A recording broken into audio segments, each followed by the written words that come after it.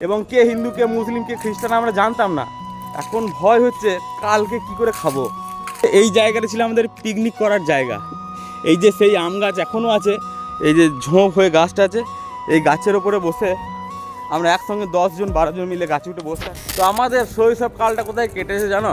আমরা যখন ছোট ছিলাম, যখন আমরা 5, 6, 7-এ পড়তাম, তখন আমাদের শৈশব কালটা কেটেছে ঠিক এই গ্রাউন্ডটার ভিতরে। এটা হচ্ছে আমাদের, এটা একটা সরকারি জায়গা, ঠিক আছে? এই জায়গাটাকে ফার্ম বলা হয়। এইখানেই মানে এই যেমন এই ঘরটা, এটা এই যে ফার্মটাকে যে মানে নাইট গার্ড দিত তারা থাকতো এই ঘরটাতে। এখানে রাত্রে ঘুমাতো, দেখতেই পাচ্ছেন একটা তক্তা কিন্তু ভরা আছে, এই ঘরটা ছিল। তো আমরা আসতাম ঠিক ওই 10:30 11টায় বাড়ি থেকে মুড়ি টুড়ি খেয়ে টিউশনি পড়ে বাড়ি থেকে মুড়ি খেয়ে আসতাম, এসে ঠিক এখানে এসে বসে থাকতাম এই জায়গাটাতে। আর এগুলো ছিল আমাদের খেলা করার জায়গা। তখনকার দিনে ছিল না কোনো মোবাইল, শুধু ছিল মানে একটা উন্মাদ জীবন।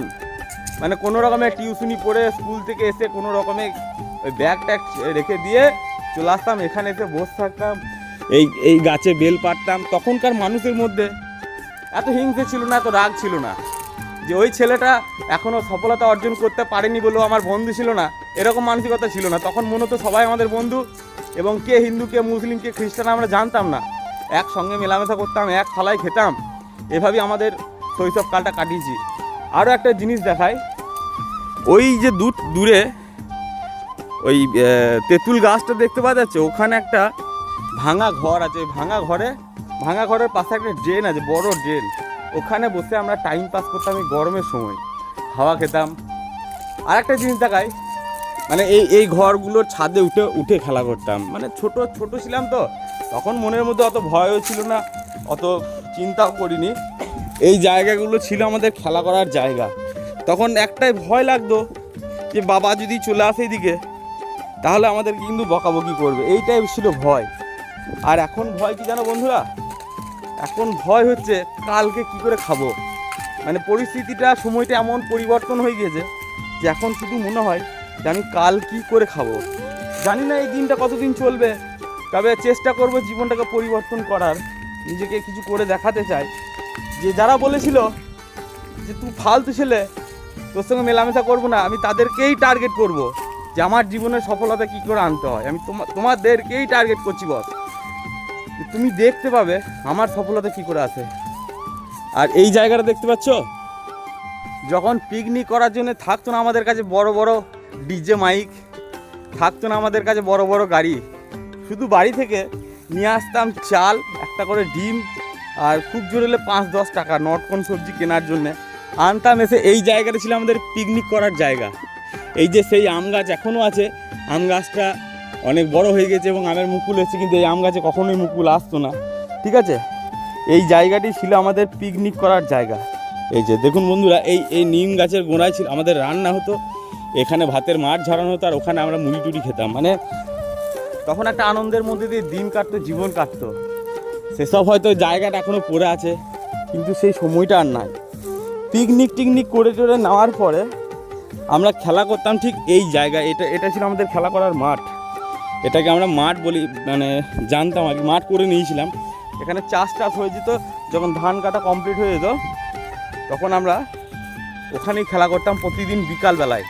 এবং আমাদের এখানকার যত ইয়াং ছেলে থাকতো, ছোটো ছেলে আর কি, সবাই আসতো এখানে।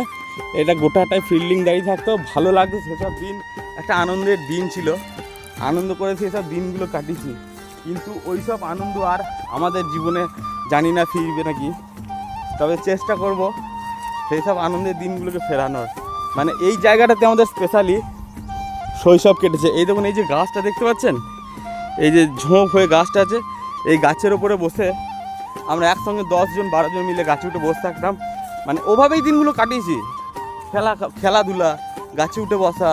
তারপরে ওই যে ওই বট গাছের নিচে একটা ড্রেন আছে, ড্রেনে বসে সময় কাটানো, এভাবেই দিনগুলো কাটিয়েছি। তবে সেই সব সময় আর নাই, সেসব বন্ধুবান্ধবও আর নাই। কেউ বড় লোক, কেউ কোটিপতি, কেউ ভিখারি। মানে বর্তমানে আমি ভিখারি, তারা এখন বড় লোক, তাই আমাদেরকে তারা পাত্তা দেয় না। তবে তাদের পাত্তার আর প্রয়োজন নাই, ঠিক আছে? তো এটাই ছিল বন্ধুরা আমাদের শৈশবের সময়। তো এরকম এই ভিডিওটি কেমন লাগলো কমেন্ট সেকশনে অবশ্যই জানাবেন, কারণ আজকে আমার মনে হলো যে এই ভিডিও একটা দেওয়া উচিত। ঠিক আছে, আমরা কিভাবে দিনকাল পার করেছি, আমরা কোথায় আনন্দ ফুর্তি করে খেলাধুলো করে দিন কাটিয়েছি, সেই কারণে ভিডিওটি দিলাম। এই গাছগুলো ছিল ঝেল্লু ঝেল্লু খেলার গাছ। হয়তো এখনকার ছেলেরা এই ঝেল্লু খেলাটা জানে না। আগেকার দিনের যাদের 1990-এর পরে জন্ম, 1990 থেকে 2000-এর মধ্যে যাদের জন্ম, তারাই জানে যে ঝেল্লু ঝেল্লু খেলা কী জিনিস।